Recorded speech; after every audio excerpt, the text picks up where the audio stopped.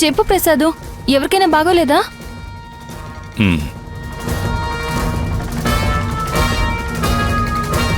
మీరు నాతో రండమ్మా.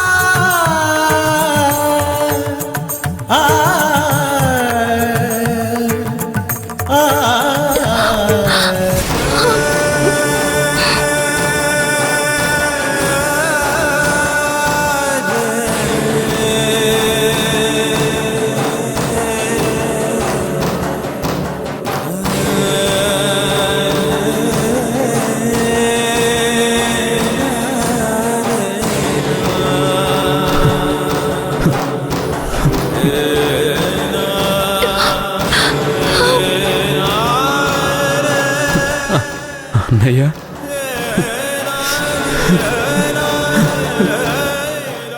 అన్నయ్య, మాధవ్ని వచ్చాడు చూడన్నయ్య. మాధవ్, అన్నయ్య లే అన్నయ్య. అన్నయ్య మాధవ్ని వచ్చాను లే అన్నయ్య. అన్నయ్య, అన్నయ్య లే అన్నయ్య. అన్నయ్య బాబు, ఏంటిది? పేషెంట్ కి ట్రీట్మెంట్ జరుగుతుంది, అలా రావకండి. మా అన్నయ్యకి ఏమైంది డాక్టర్?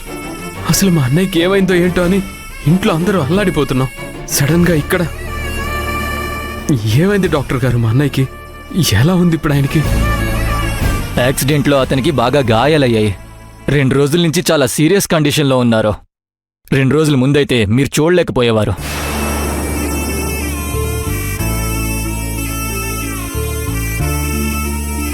మరి ఇప్పుడు ఎలా ఉంది డాక్టర్?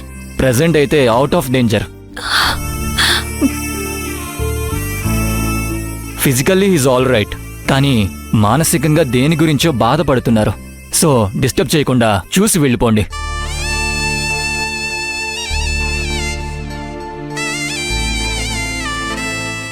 ఏంటి ప్రసాదు ఇది?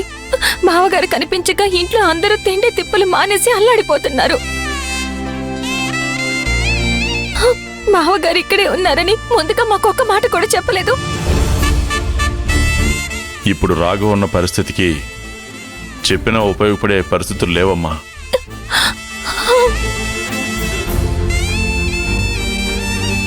అసలేమవుతుందో ఏంటో అని తెలియని పరిస్థితుల్లో ఇక్కడికి తీసుకొచ్చామమ్మా. ఒక మాటలో చెప్పాలంటే రాఘవన్ అలా చూసి నేనే తట్టుకోలేకపోయాను. మీకు చెప్తే మీరు తట్టుకోలేరని నేనే చెప్పలేదమ్మా.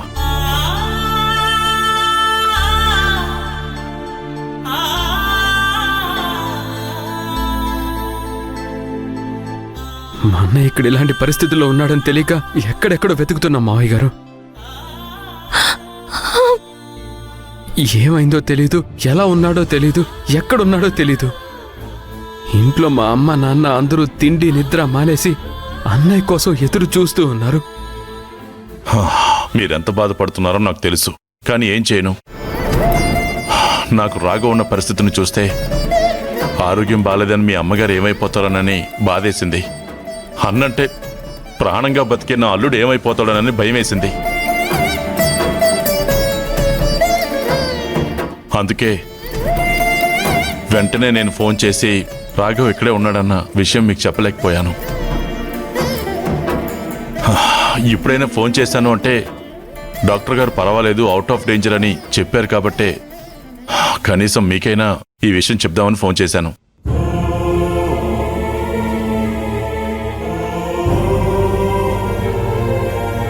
అసలు అంత పెద్ద ప్రమాదం నుంచి అన్నయ్యని మీరు ఎలా కాపాడుకోగలిగారు మావయ్య గారు? కారు పూర్తిగా తగలబడిపోయింది.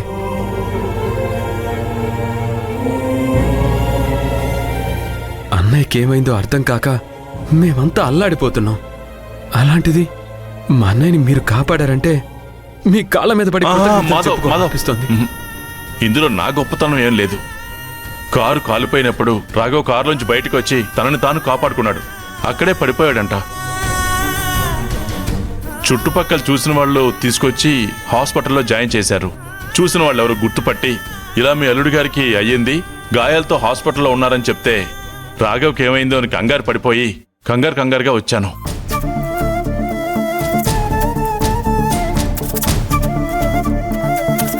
దగ్గరుండి ట్రీట్మెంట్ చేయించాను. అంతకుమించి నేను చేసింది ఏమీ లేదు. సమయానికి రాఘవ్ని చూసి కాపాడింది వాళ్లే కదా. ఆ గొప్పతనం అంతా వాళ్ళదే, నాది కాదు.